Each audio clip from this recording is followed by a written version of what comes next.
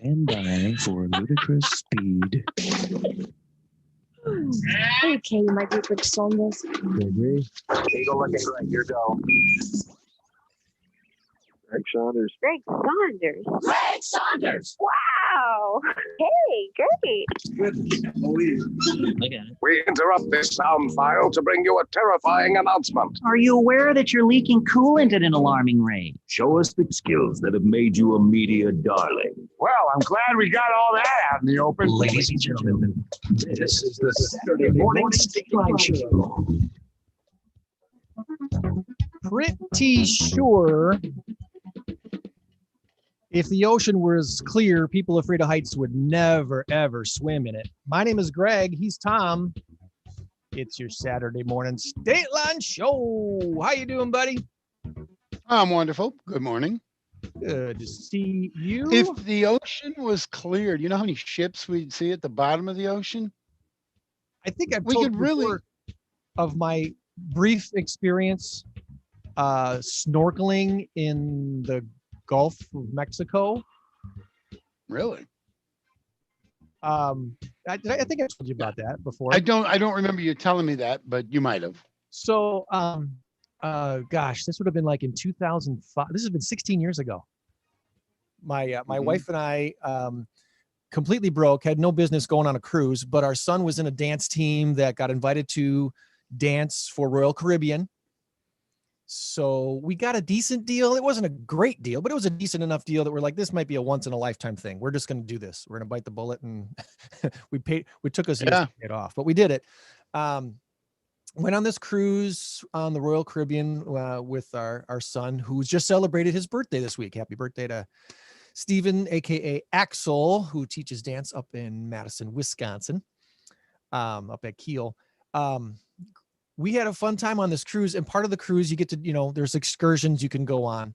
And one of the excursions was to do some snorkeling.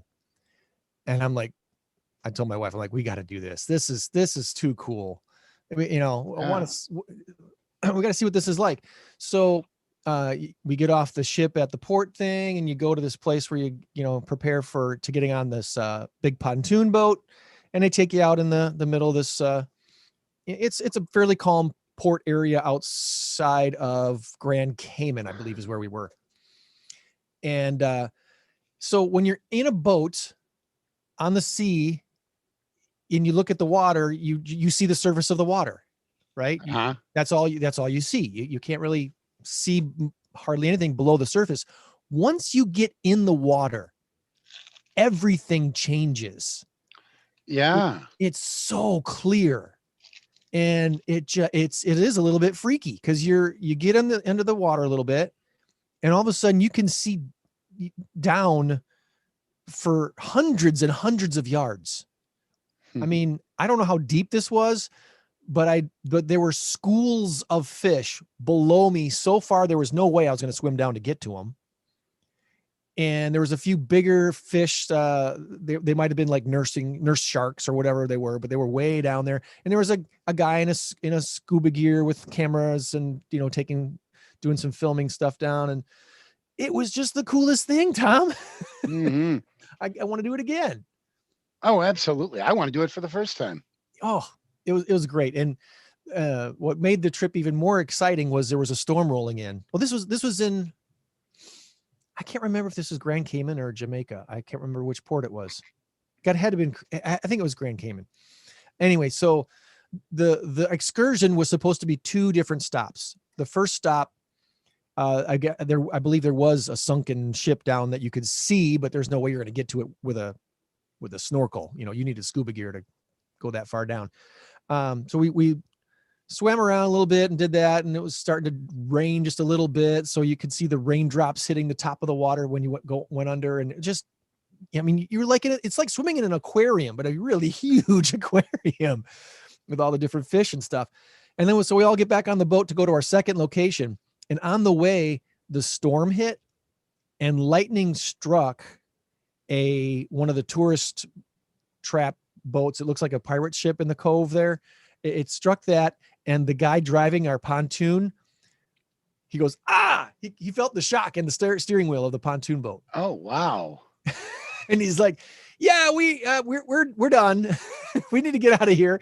And Yeah. so we got a full refund of our excursion fee because he didn't go to the second location, which is free snorkeling. Yeah, I was going to say double bonus, Kind and of you didn't double get bonus. shocked. Right. So we ended that quickly and got into town and waited for the rain to pass and went back on the ship. But once you get under the surface of the water, when you're in the ocean, at least in the Gulf, it's like you can see probably for miles. I mean, it's insane. So Now, I have been in the Gulf of Mexico okay, a couple of years ago. but not with a mask on, not with a No. scuba mask? I don't mean snorkeling. I've been in it. We were swimming in the Gulf of Mexico Okay. while we were in Tampa. Cool. It's just being in the ocean, being by the ocean, being in salt water. I think that's a pretty healthy thing for the body. I'm guessing. Yeah. It's a good. Oh, thing. absolutely. Like taking a soak in Epsom salt or something like that. I mean, salt is definitely good for it, but Which you gotta drink a lot of water afterwards. You gotta rinse the impurities out, toxins, I guess they call them. My wife and I celebrated our anniversary this week, and we did something like that. There's a place locally where you can do salt therapy. Mhm. You've heard of this Yeah. place or not? Yeah. It's called Salt and Soul, and we spent about nearly an hour in this Himalayan salt room, Wow. basically just taking a nap and letting it soak in. and it's supposed to. The main reason that we did it, besides spending an uninterrupted hour with each other, doing that. Christy still hasn't gotten much of her smell or taste back from having COVID back in the fall. Wow. And this was one of the therapies thought to maybe help with that a little bit, to bring that sense back. So we tried it, and not much to say yet as far as after effects. This was been a few days now, but it was relaxing, and I don't know if my allergies are maybe a little bit less this week than they would have been because of it. Maybe, can't really say for sure, but it was cool. It was a fun thing to do. Anyway, if we have any other benefits to it, I guess we'll share. But as far as now, I can't really tell you. It was just a relaxing hour. Hey, we do have a big number of the week this week that I should probably share before we get too far into the show this week. Our big number of the week is not that big. It's 1,127. 1,127. Right on! Go ahead and get excited anyway, because the answer is stores or sea. Speaking of the sea, there's the sea is one of the potential answers for big number of the week this week. 1,127. And yes, it will seem like a big number once I tell you what the story's about. Promise you.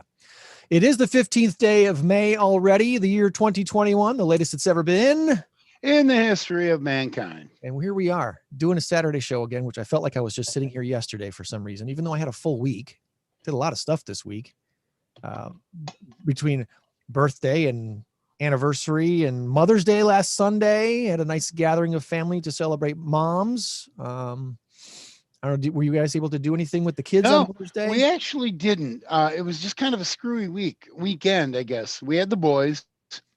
And so Matt and Brittany, my son and daughter-in-law, they came over to pick up the boys, and we just kind of hung around for a little bit. Melissa was really busy with her 3 kids, and her mom couldn't come over, and Carolyn had issues going on in her basement. I mean, it just was the perfect storm, and nothing. We didn't really do anything, so it was just kind of weird. That's all right. I mean, that's all right. And we kind of had, I mean, we had a family gathering. We had birthdays to celebrate and moms to celebrate. This is the time of year when a lot of stuff converges all at once. Mother's Day, my wedding anniversary, my son's birthday, my niece's birthday. It's just there, there's a lot of reasons to celebrate. So we all had a decent time hanging out with family last Sunday.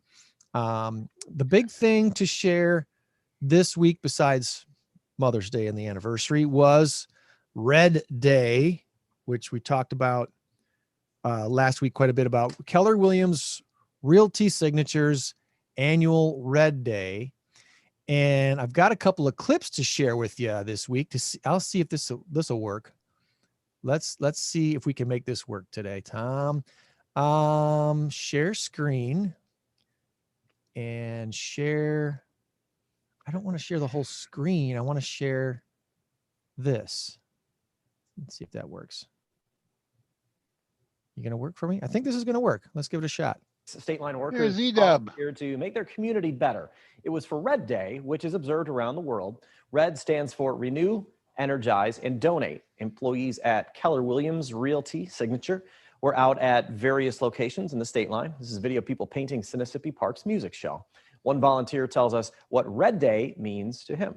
It's a very powerful thing, I think, for this many people to get together and do selfless acts for our community. We get to bring our families back to these locations and show them the impact that we've made on the community. Carter says about 120 employees donated their time today. And that's Nick Carter, who is our cultural chairperson at Keller Williams Realty. We also had this clip from our friends at Channel 13. About some positive local news now. Renew, energize, and donate. That's what today is all about for some of our local realtors. Today is Keller Williams Realty's Red Day. Since May 2009, realtors at Keller Williams set aside a single day in May to give back to our community. This year, they helped freshen up Rockford Parks with some cleaning and landscaping. This day started as a gift for Mo Anderson, Keller Williams' cultural leader. For her birthday, she didn't want gifts. She wanted to see her colleagues do something for their communities. Keller Williams realtors across the U.S. and Canada take part in Red Day each year. We had some decent coverage this week from Look at you, superstar. I love it, folks. Anyway, it's kind of funny that we're kind of joking a little bit that Eric called us employees. None of us are employees. We're all realtors. We're all independent contractors, and he's one too, so he should know better. and by the way, I just got to say, Eric Wilson is my favorite newscaster. The old Pinocchio clip. I hope that stuff is still That's right. I've got it on my one of my thumb drives because I grabbed all my stuff off of the computer at the station. That's good. I still kind of feel bummed. I'll send it to you. A lot of stuff was lost when QFL and GSL got sold and went off into the sunset. All of the fun stuff that was recorded for posterity at one point or another on there. But so our Red Day this year, we actually, because our office is so expanded now, we had a team up in Janesville. They had a house up there that they were working on. They have something called the 1649 project, which I had never heard of this before Red Day. In Janesville, they found that there are 16 hours and 49 minutes of the day when kids aren't in school during a weekday. And a lot of that time, they don't have anything to do. A lot of time kids are, home alone. Latchkey kids, we used to call us, right? When we would show up at home and from school and nobody else was home. So they've started this project called the 1649 project to help kids. It sounds to me like it's a little bit like a Boys and Girls Club type of a thing, maybe just a little different bent on that. So they did that up in Janesville. We had a team in Beloit doing something there. I forget what they were doing. Galena, they've got an ARC organization, like we have an ARC organization in Rockford. So they spent the day sprucing up the ARC building in Galena. And then our teams here in Rockford, we're teaming up with the Rockford Park District. And we were at Mississippi Bandshell, as you saw in the video there, painting that up and freshening it up for the season. Laying mulch, planting flowers, clearing brush. We had teams out at Harlem Community Center, spreading mulch on the playground out there, which is huge. There's a lot to do out there. And our team, the team that I was with, we were at a park, Parker Woods, over off of West State, south of West State there, the Claremont Street area, where there's out near Roy Gale. Yep, just east of Roy Gale Park. Yep. And there's a creek there and a smaller park with some really nice walking trails, but they've gotten very overgrown. So our task was to clear a lot of the brush around the pond and the walking paths so that the lawnmower dudes can roll through there and make it a lot easier to keep clear and enjoy for the community. So we cleared out so much brush. I mean, just tons of brush out of there, and laid along the street for the other crews to come through and run them through their wood chipper this week. So kudos to all those who volunteered. We had over 100 of the agents, vendors, some past clients and stuff even came out and helped. So it was a really cool turnout. So thank you, everyone who helped make Red Day possible this year. And we'll do it again next year, second Thursday of May. What will we do? We don't know yet, but the project with the Park District went very, very, very well. It is 8:15. We're 15 minutes into our show. We're going to be joined with Joann Stewart from Pause here a little bit later on. She's already in the room, ready to join us when we're ready for hers, and she can tune in whenever she's ready. I did want to. I mentioned that. I did want to mention a couple real estate things today. I did have a couple this week. A couple folks just completely not show up for appointments. I think we've talked about this before a little bit too, where why do people make appointments and then just not show up for them? I mean, shoot a text, quick call, hey, I can't make it, or whatever, or I'm no longer interested, whatever. It's just kind of a courtesy, isn't it? I would think. I'm now, granted, I deal with the public a lot, obviously. And so I have a lot of interactions with a lot of different people, and most people keep their appointments, but the ones that don't and don't tell you at all why they don't, I just don't understand that type of person, Tom. Well, here's the problem I have with it.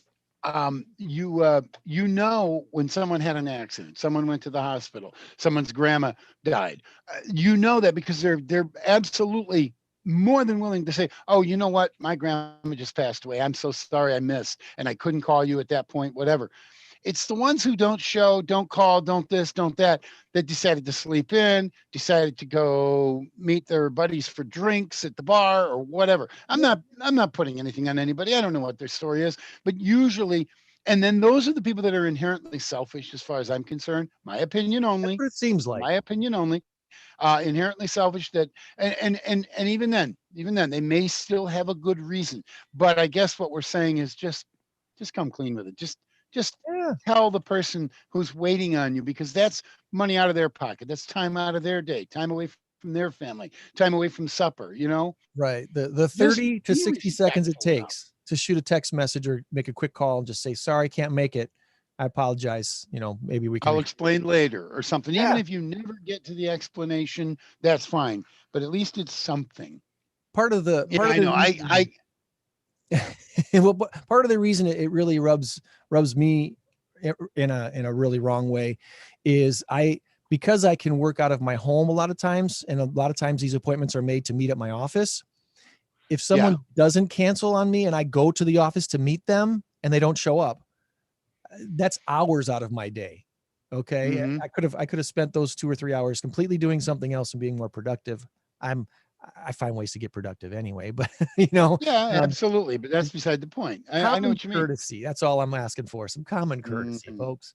Common courtesy, because you wouldn't want the teacher canceling or not showing up for a parent-teacher conference when you just took time out of your night. You know, you've got a babysitter for the youngest one, so you could be at little Billy's 8th grade parent-teacher conference, and the teacher doesn't show up. Whatever. Exactly. So anyway, a little bit of rant on that. Something that is not a rant, but is an educational thing is when you buy something like a vehicle and you get a car title. If you bought a vehicle from a neighbor or a friend or something like that, make sure you register your title with the state. Yeah. I ran into a situation this week, which I don't want to get into too many details about it, but what boiled down was someone wanted to buy something from someone that required a title. It wasn't real estate. This was something else. And the person that had the title didn't know that they were supposed to send the title into Secretary of State's office and then get it sent back with their name printed on it now, an official ownership title of the property. And because they didn't do that, something wasn't caught that should have been caught years ago in the chain of title of this piece of property. So just a little heads up, folks, if you're if you're buying, selling, trading, anything that involves a title, make sure to properly register that, or you could have problems down the line when it comes time to sell it yourself. So person number one originally owned it. Person number two bought it from person number one, didn't re-register in his name. So then when he sold it to person number three, on paper, person number three was actually buying it from person number one. Person number two didn't exist in this You're case. pretty much right on the track there. Yeah, I've seen this happen many, many times. You have to do that. The only exception is if it's going to only be a couple of weeks, to 2 or 3 weeks. You buy it, you're going to fix it up or something like that, and then you're going to sell it. That's the only exception I've ever heard. So because the point of transferring ownership there is pointless, and I don't think they want you to do that. I could be wrong on that. I don't know. What's going to end up happening in this situation is the actual official transfer of title and ownership of the property. It's probably going to be a couple months, 1 or 2 months before it actually can officially take place. So anyway, just a little, the more you know, Yeah. And then the last thing I want to mention about real estate this week, besides some great clients that I've had a chance to serve this week, at least one of these clients is gotten pretty so fed up with the buyer fatigue of this current market that they're just going to take a break now for the next couple months. Yeah. And in some cases that is, the smart thing to do. And not when it comes down to your health, more than anything, when it comes down to the economics of it, it probably doesn't pay to wait. But probably it makes more sense to keep trying. And the reason this is happening is the inventory is still really, really low. There's less than 300 homes on the market when there should be about 2,000. And that's no joke. That's not exaggerating. That's just stats. So when you have as many buyers as you normally have, maybe a few more, and you have that few of sellers than you normally have, you've run into the situation where just about every house that hits the market and is priced right gets multiple offers. So gone in 60 seconds, like the movie. It can be. Some of these listings are saying, hey, the listing goes live on Thursday, and the notes say we'll be reviewing all offers on Sunday evening. So you have until 5 o'clock Sunday to get us your offer. That's happening a lot, which I'm fine with. That's okay. Waiting a week in this market is way too much, because you'll have way too many offers to review. Yeah. And as a buyer, you just need to understand right now, when you make your offer, you're one of 3 or 6 or 9 or 12 offers on the property. And your agent, if they're a good agent, should be coaching you as to how to make your offer the best it possibly can be, so you have the best chance to win. They're your coach. That's at least how I see myself. Is I'm not the player, I'm just the coach. And I'm going to tell you what play to run based on your skill set, based on what you have, based on what you're able to do. But when it boils down to it, you have to be comfortable with that plan. And if you're not, well, just understand, if you don't win, that might be why. Your coach said, run the end around, and you decided to run right through the middle, and they have it didn't work for you. So, Right. This week was the tale of 2 stories, as far as, tale of at least 3 stories. One, the buyer fatigue, the couple says, you know what, we need to just take a break and step back. And all right, that's fine. We'll catch up with you in a few months. The other who says, we're tired of losing. Greg, what are we doing wrong? And I said, you know what, you're trying this, but you need to do that. And if you do that, you'll have a much better chance of winning. And they said, okay, we'll look into that. And then a couple of days later got back to me and said, all right, we're doing what you said, and we're going to be ready now to look at homes here this weekend, because we're going to be in a better position to win based on what you're telling us and your experience. Awesome. And then yesterday, another reply back from a person who may or may not still become a client. I'm not sure if I'm going to spend time working with them yet, because their response was, no, we don't want to change what we're doing. We like this situation, even though we keep losing, and you tell us how we can win. We don't want to change. So I have to take a step back myself as an agent and say, okay, if this person could win in a week and instead they want to wait for a month or 2 or 3, is that time I want to invest in them, or should I invest my time with someone else who's ready to win now? Yeah. So anyway, hopefully if you are in the market, you're working with a consultant type person that's going to coach you to be your best possible self, and you put forth your best possible offer. If on the sell side, put forth your best possible showing situation so you can get the best offers on your house and make the most money. So that's what we do at Team Sold on Tony. If you're not happy with your current agent, or you haven't even talked to one yet, we're here to help you. Check out soldontony.com. Tony spelled with an I, soldontony.com. We'd love to help you with your real estate needs. Bottom of the hour. That covers my list. Done. So those are my outlined hot points today. Joann, if you're ready to join us, Joann, hop on in. I'm about ready to jump into our SMS info for the week, unless Tom's got anything else he wants to throw out there this week. Here I am. No, I'm good. I had a couple of rants I was going to do, but. Hi, Joann. Hi. Good morning, Joann. How are you? I'm fine. Tom's not sure if he wants to share his rants this week, but he should probably share at least one. Well, no, rants. Actually, he always rants. I know. Well, my rant today was going to be about Joann, and now that she's on, I'm going to just you can rant about me. I don't care. No, I'm kidding.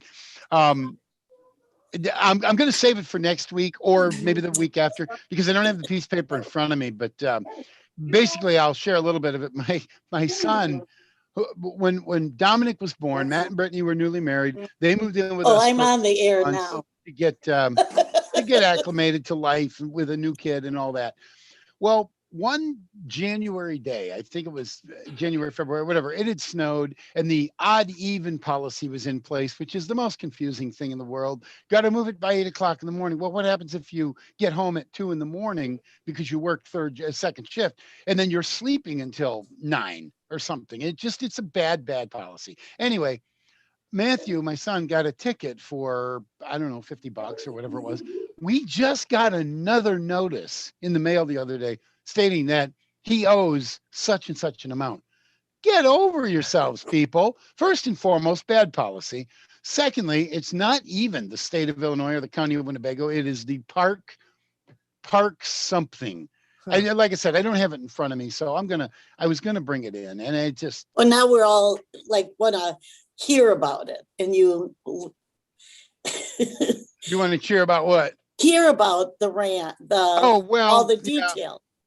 Yeah. Well, anyway, that's basically it.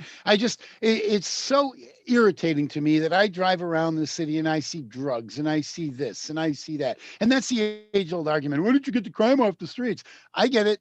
They can't let other things go just because of that. But let's focus in on what really, really matters and stop with this. 6 years ago, they still got that in the books. They want their $2. Yeah, they're $2. And it wasn't even, it was, the date was like the 7th, and we're 3108. So it was on the, I don't remember how it worked out, but he was on the proper side of the street, but it was just after 8 o'clock. Yeah. Or something like that. But I don't remember. Maybe it was the 8th day and we were 3108. I don't know. All right. I can't remember.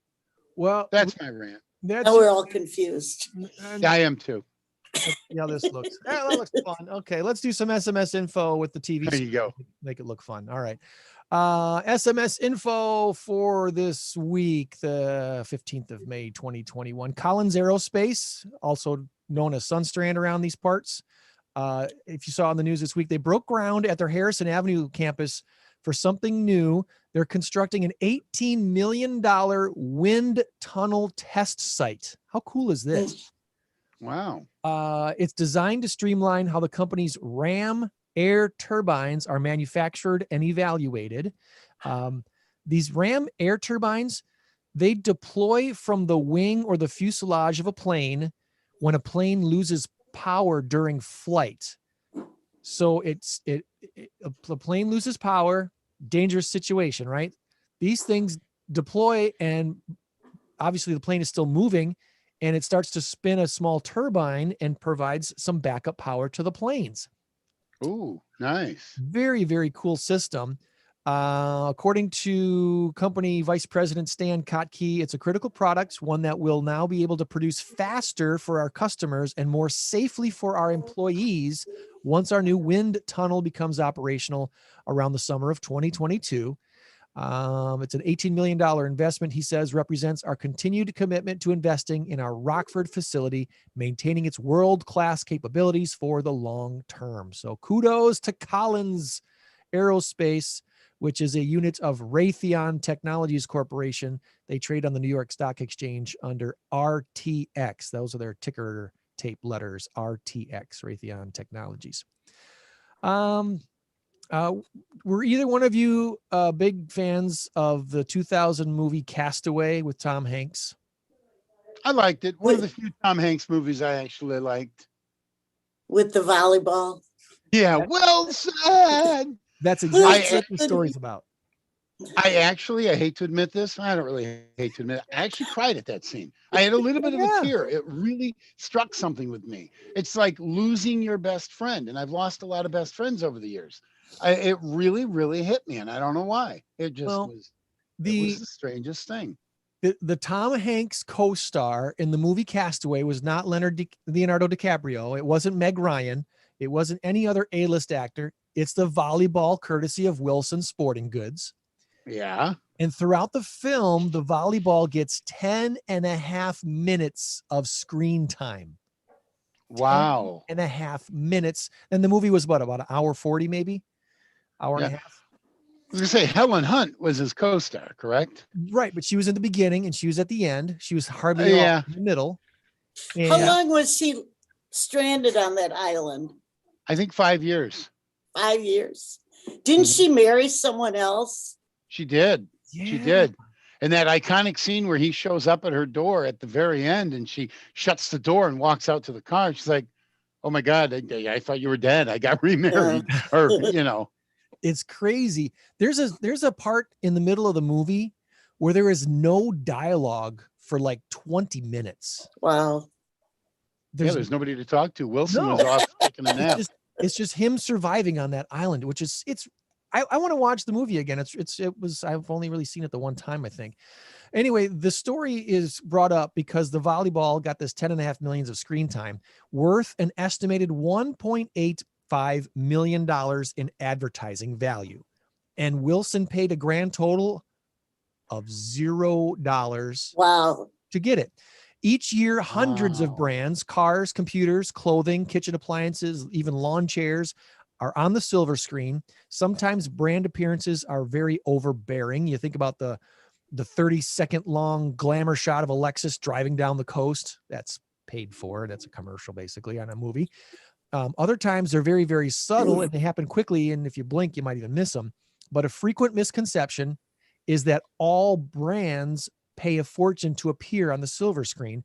Some don't pay anything at all, like Wilson in the movie Castaway. But Harley Davidson did pay a huge chunk of change to have their electric motorcycle featured in the Marvel's Avengers movie Age of Ultron. Yeah. They plunked down $10 million to be in that movie. Wow. I didn't see that movie. I don't think I saw Age of Ultron. My Marvel's Avengers friends now are like, what? What's wrong with you? Heineken, they shelled out $45 million for 7 seconds of screen time in the James Bond film Skyfall in 2012. That seems like an overpayment. That sounds crazy to me. I don't know why they paid that much. For 7 seconds, huh? That's what apparently they only got was 7 seconds. BMW, they paid $110 million to supply cars for GoldenEye Tomorrow Never Dies, all these Bond flicks. The World Is Not Enough. And then Aston Martin outbid them in 2002 with $140 million to be the car in the movie Die Another Day. Wow. Which I think that got them, I think that actually worked for them. Aston Martin, that got them a lot of exposure. All right. Well, I won't interrupt during this. Well, I was just going to, a few more things. Gillette, Nokia, even Carl's Jr. They've offered tons of money to be in the Man of Steel movie in 2013. In the majority of the cases, no cash is exchanged at all between the brand and Hollywood because producers need props. And brands are happy to loan them out at no cost in exchange for some exposure. But some of these brands that really, really, really wanted to be tied to certain movies, certain characters, they have plunked down millions and millions of dollars. What I was going to ask you is I watch a lot of Hallmark movies, and on almost every single Hallmark movie where they pop open a computer, it's an Apple. Almost every time. Oh, in fact, I will say Tom should admit that. Well, No, that you watch Hallmark movies. I have no problem admitting that. Look around, Joann. What do you see? What do you see there? A wall full of teddy bears. Cats. There's with teddy bears. There's my other teddy bear. That right there is that right there with my fingers pointing. That's Mr. Squishy Face. That was the teddy bear I got when I busted up my arm in my motorcycle accident. That was the one I wore under my arm. What a man to admit he watches Hallmark movies. That's why he's my friend, Joann. He's big into right. I have no problem. I don't buy into that machismo crap. Although I love football, I love Led Zeppelin. I'm a total guy. I'm a total dude, man. We both still have. But I love my teddy bears and I love my. But they've Hallmark been hole punched anyway. many times. What's that? We both still have man cards. They've just been hole punched many times. I'm just saying. Okay. Well, anyway, so I'm guessing, I wonder how much Apple pays for that because it's exclusive. I've never seen a Dell. I've never seen a Toshiba. See, maybe we should look into that and see if we could have like a Heinz ketchup. See if we can get supported. Yeah. Yeah. What products can we promote here on Saturday morning? Let's call Dove and see if they'll pay us for me eating Dove bars on. We might get fired from our job. How about Samsung? We like our Samsung phones. That's right. I've got a ZTE. Nobody cares. They don't even make them anymore. All right. Product placement. Yeah, product placement. So yeah, we're open to product placement. Is what we're trying to say on the show today. I'm gonna call the Green Bay Packers and see if maybe they'll shoot me some cash for. Yeah. Stay, Aaron. Stay. Please stay. Since redesigning my studio, I do have this space behind me that I might put a table and I could put products back there. I could go and hey, look what's on the product placement table this week. Saturday morning Stateline show viewers. How about that stuff? All right. Maybe they'll won't furlough us anymore. Right. Keep us on the air. Okay, here's a good question for you, Tom and Joann. Freaky or fun? I want to ask you when I'm done reading this short paragraph. All right. Freaky or fun? To make the restaurant seem a little more busy while under social distancing restrictions, there's a restaurant in Virginia called The Inn at Little Washington in Washington, Virginia. They have been using mannequins. The restaurant is seating well-dressed mannequins in the grand dining room when they have reopened, and they are seated at tables between human diners who will fill half the inn's capacity. Per state reopening rules, just keeping distant. The mannequins were costumed with the help of Arlington, Virginia's signature theater. Freaky or fun? Kind of creepy, but fun at the same time. It's weird. I kind of agree with Tom. Yeah, I love the idea. I love the concept, but mannequins kind of scare me. They're kind of like clowns. I don't like clowns, But what is the point? They want the restaurant to feel full and yet not be full. Yes, they want it to look and feel like they're at full capacity. I think it's an ingenious idea, actually, but it's just But mannequins just are weird. I actually go up to them and talk to them every once in a while in a department We do store. that. It Yeah. kind of depends on the look of the mannequins, and I'm trying to find a picture of the mannequins that. Okay, I think this might work. Let's see what you think of. Oh shoot, I got to get rid of that first. All right, we want to share screen right there. Boom, boom, boom. All right, so here's a picture at the inn at Washington. Okay, I'm changing my vote. It's just plain freaky. No. And I think part of it is the background and the actual setting of the place. That's creepy too. Looks of like the the 1800s or something. it does. It looks like the Titanic after they dug it up. Yeah, you're right. There will be mannequins dining with you when the restaurant reopens at the inn at Little Washington. It's not really a surprise to see a proposal on bent knee paired with a meal to remember. They haven't opened yet. They're opening on May 29th. So this is coming up still. It is a little bit freaky, but I guess after seeing the picture, I'm out. I'll go to McDonald's. Yeah. Is McDonald's open? Probably not. Not there. Oh, you know what? Shout out to Beefaroo. They are open. Yay. Yes. Beefaroo is open. Yes. I think after this week, it's time to just say, all right, done. I mean, it sounds like it's time to just reopen everything. The way the CDC put it was masks are no longer required. I mean, just. You want to hear my theory on it? Uh-oh. Here comes. Okay. All the mom and pop shops, whether it's a little hardware store or whether it's a little grocery store or whether it's a little restaurant, such as, Big Bob's Diner or something like that. All of the restaurants that could do curbside delivery, well, they weren't even surviving. They weren't, because that's all they could do. They didn't have the ability to do drive-through. But the places that could do drive-through, and I'm talking about McDonald's, Culver's, Burger King, KFC, all Hardee's, all of those, they stayed with drive-through because they were saving a ton of cash by not having to clean the lobby, not having to clean the restrooms, not having to have staff on hand. It's almost like a concerted effort with the fast food industry to say, hey, let's not open because we don't need to. We've got a built-in excuse. And it really irritates me because these other restaurants who weren't able to open didn't have the benefit of a drive-through. And it just seemed to me to be this big imbalance. And I don't like it. It's not fair because a lot of good restaurants went under.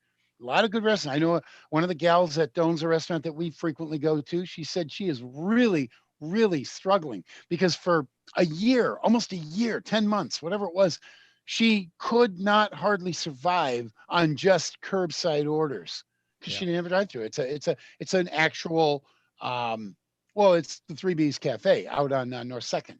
Wonderful, wonderful place to eat. An awesome place to eat. Monique is the owner and her husband, I believe. And she's such a nice gal. And I really felt bad for her because now they're open. They're open now, but they almost went under. And I hope I'm not speaking out of school here, but that's the fact. And it really, really was irritating because what happened was it was the only game in town. The McDonald's, the Burger King, the KFC, the drive-thrus, they were the only game in town. It was almost like it created this bigger separation than we already had. That is one of the residual effects of COVID that is bothering me to no end. And drive-through is a lot easier than calling up a restaurant, like a sit-down restaurant. Absolutely. You're right. And ordering and then going to pick up your food. Drive-through, you don't have to think as hard, or you don't have to think ahead. You don't even have to think ahead. You can just, hey, there's McDonald's, pull in. Yeah, and you go through the drive-through. And I don't know if you've noticed, but they're sometimes around the building. Yes. Drive-through is double. They're not losing any money. In fact, they're making money if you look at it from a percentage standpoint because they're not putting out overhead for extra staff. They already screw up my coffee enough. I stopped at Culver's yesterday to do a drive-through. So put Culver's down on our thing. And their restaurant wasn't open, or the eating area wasn't open, and it had been open before. And I'm with my granddaughter, and she said, let's eat in. And I said, we can't eat in because they're closed. And so when I went to the window, I asked the guy, he said, well, you can eat in the picnic area. And I said, well, how do we use the bathroom? He said, that's open. So I'm like, well, why isn't the restaurant open? Exactly. Exactly. That's a good question. You're exactly right. Why isn't it? Because they don't have to be, because they're making money hand over fist with people going just through through the the drive-thru, drive-through. offering up the And bathroom. Culver's previously had been open. That's what was funny about it. Some of them, Taco Bell did it for a while. They dabbled in opening up for a little bit, and they, they're doing the social distancing 6 feet apart. These, and they close off half of the tables with an X, and can't sit here, but you can sit there, but you can't sit there. It's almost like they all got together. I don't think they had a big powwow somewhere in the middle of nowhere.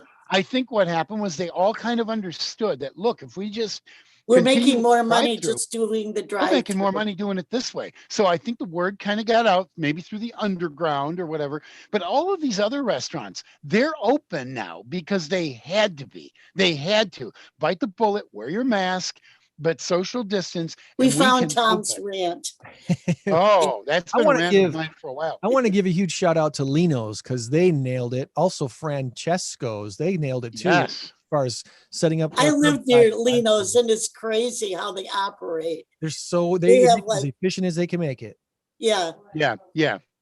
And I get it. I understand when the state says, "Up, sorry, you got to close." Okay, you got to close, and they had to be innovative, and they had to, and some of them took a huge loss knowing that they're going to recoup it. But you know what? Not many people can take that loss. These little mom and pop shops cannot afford to take $1,000 hit every single week.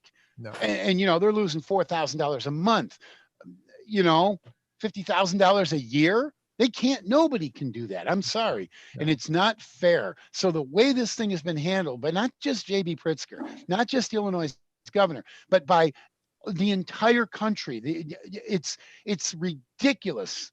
And don't even get me started on following the science. Yeah. One more thing got him started. One more thing about this. Masks. Okay, if you've had your vaccine, you don't have to wear the mask. Oh, really? So I can walk into Walmart now and say, hey, had my vaccine. Oh, still sore. Oh, it hurts. No mask. I haven't had my vaccine. I won't get my vaccine. But I could easily go in there because they're not going to be able to say, oh, we need to see your card. From what I understand, HIPAA laws prevent that. You can't ask to see my medical records. Right. So I should have absolutely no issue going into Walmart or anywhere else without a mask. So that's why this law has absolutely no teeth whatsoever, and they know it. They know it. It has no teeth. Really all it is window dressing, and that's the biggest problem I have with it. It's not really a law, though. I think it's a recommendation. It is a recommendation. Yes, you're right. Thanks for the correction, because you're exactly right. It's a recommendation. And I mean, I've had the vaccine, but keep in mind. But keep in mind, my arm is still sore. But my thing is, my 2-year-old granddaughter does not have the vaccine and probably won't have it. So for her, I will wear the mask just so that it's a. Absolutely. And I'll wear my mask if I go into Walmart or anywhere else. But keep in mind, I think Walmart said no one has to wear a mask anymore. Yeah. I read that on Facebook, so it has to be true. Well, yeah, exactly. Everything. Yeah. But keep in mind, these were not a law either. This was a mandate as well. Masks. Okay. It was a strong suggestion, whatever. So the fact that we don't have to wear them now if you've been vaccinated also is not a law. It is the mandate. It's what they're saying now. But it has absolutely no teeth whatsoever, because people, all they have to do is say, yeah, I've been vaccinated. You can't prove I wasn't. Right. You can't prove I wasn't. You can't ask. You're not supposed to be able to ask. You're not supposed to be able to ask. I thought you had COVID, though. I did, but nobody knows that. Nobody at Walmart knows whether I've had. You do, but you don't work at Walmart, and you're not going to send me out. Nobody at Walmart. I thought if you had COVID, that you didn't have to get the vaccine because you already had the antibodies. Right. Okay. Very good. The antibodies do wear off. But even with the vaccine, they wear off. Exactly. Well, they do because you have to get your flu shot every week. How many shots every year. Get?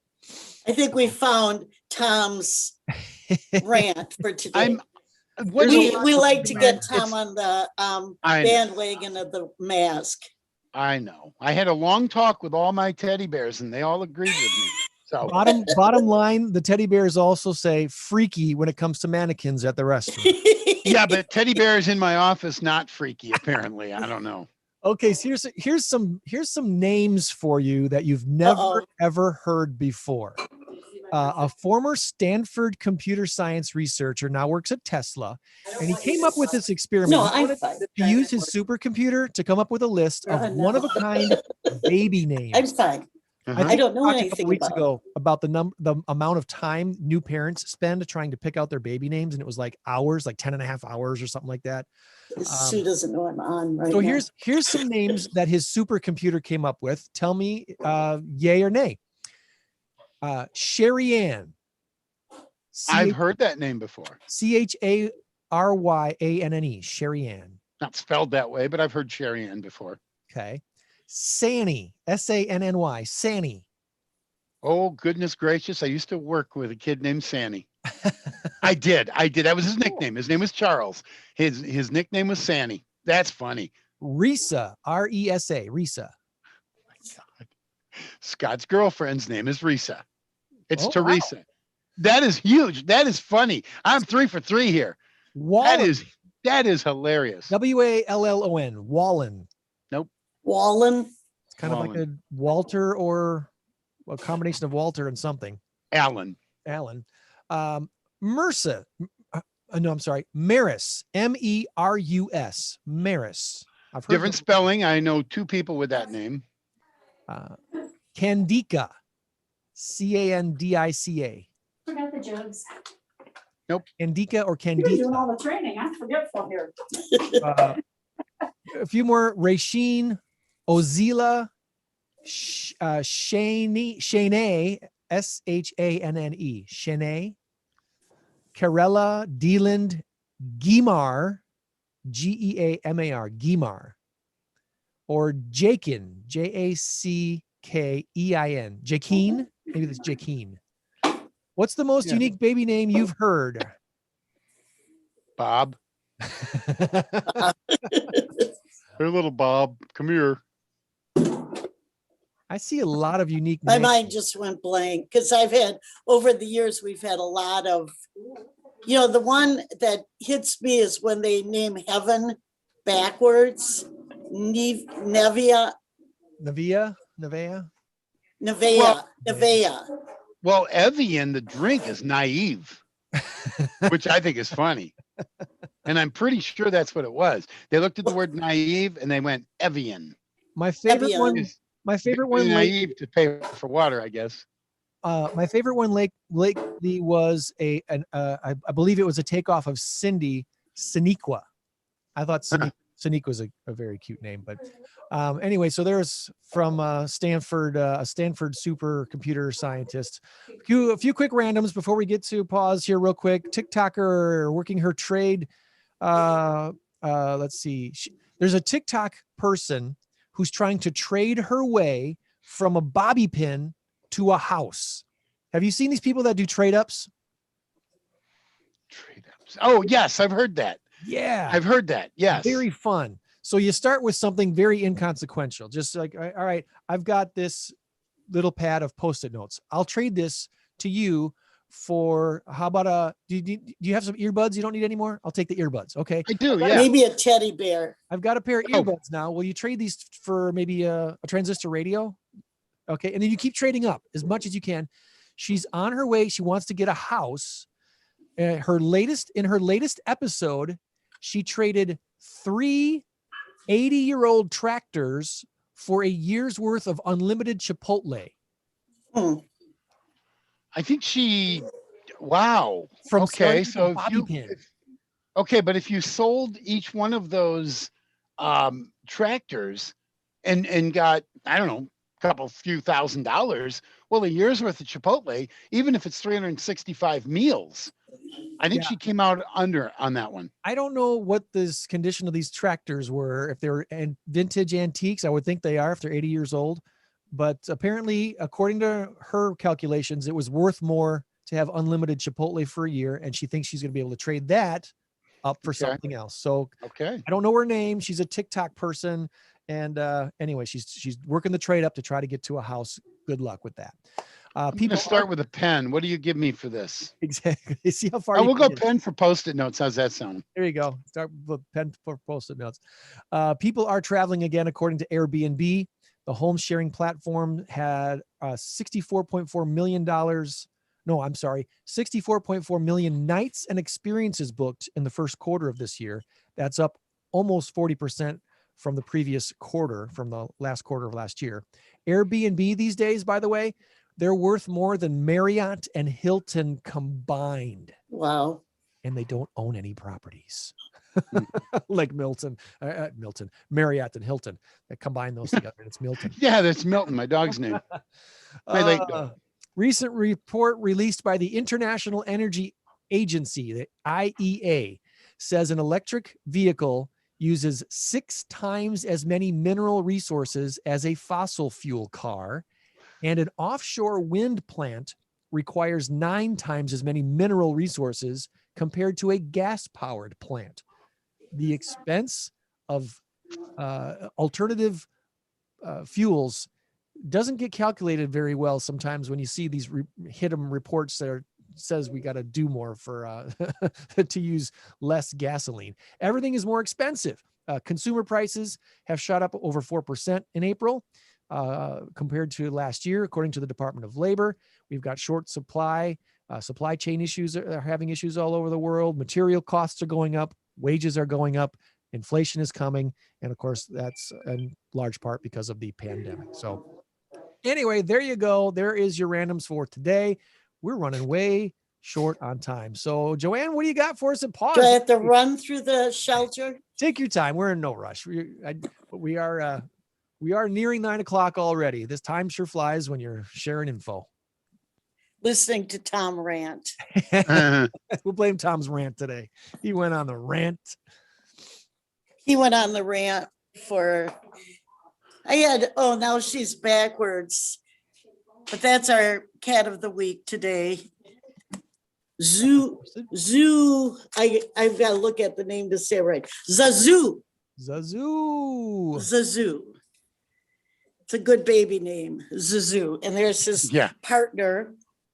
This is in the community room, so we know when they're in the community room, they get along with other cats. Zazu and Marty. Of course, we have our volunteers. There's Barb working hard. Hey, she loves to be on the radio. Thank you, Barb. She's ignoring us. She's one of our trainers. So she helps with the volunteers to work. She's like going to kill me later. The cat is leaving. I'll just take a little walk while you clean my cage. It's all good. It's all good. She's leaving the area. I'm out of the area. Last week there were some kittens up here. Let's see if they're still here. Look, there's one way at the top. Not quite ready for adoption. Their mom isn't here today. I don't see the mom. Very sweet.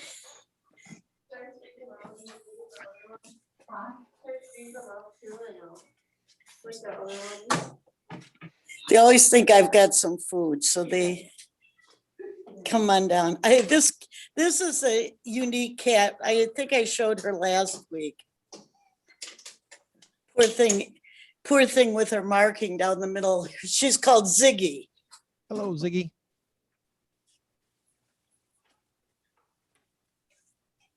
And there's another little kitty. Why you make your voice sound different when you see a kitten? Let's see. Thatcher, it's a little boy. Is there 2 in there? Thatcher and Harris, but I don't see Harris. Oh, tiger, Tabby. He's under the tree. Oh, he's way hiding behind the tree. Don't know if you can see him at all. Up there he is.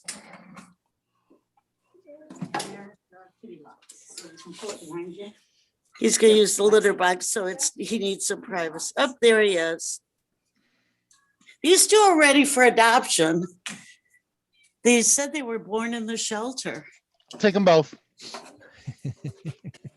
You know, if I could, I would have 50 cats if I could. Need a bigger house, Tom. A much You could bigger- open a sanctuary. Yeah. Is there someone in here? No. Is there? Oh, way on the bottom again.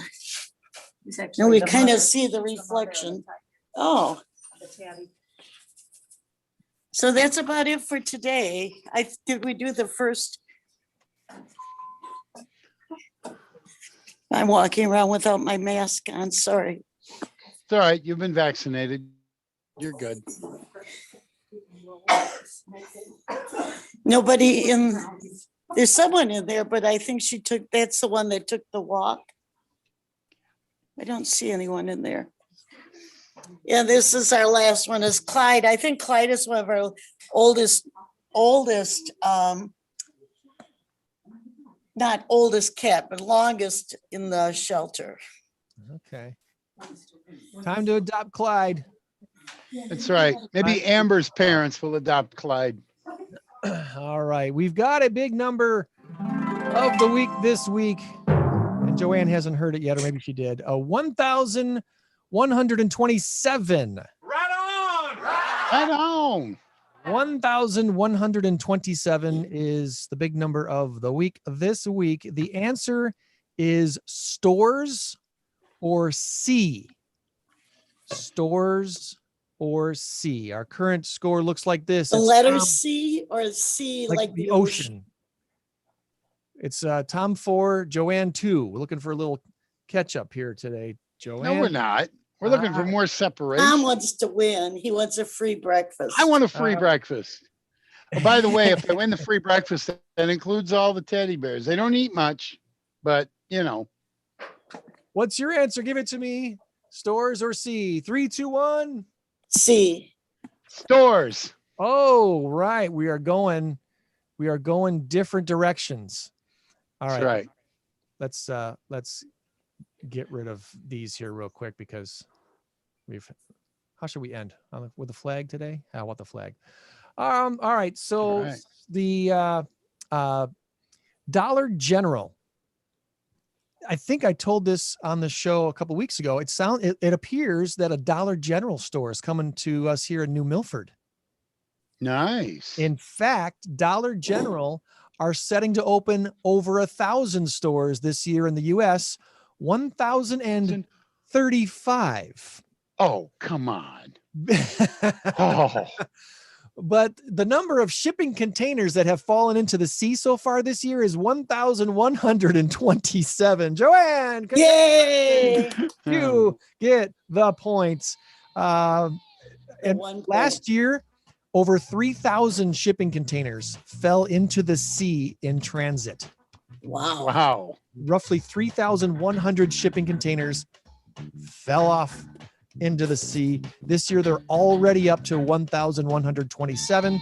So that's on track to beat last year's, well, I don't know if it's a record, but it sure sounds like a record. Anywho, hold tight to your shipping containers, friends. Tom, I know we want to talk after the show, so we'll stick around. Joann, thanks for another great show. All right. And we'll catch you again there next week. Remember, you change the world when you help one person. So be a blessing to someone today. Have yourself a wonderful, wonderful, wonderful week. Bye, all. Bye.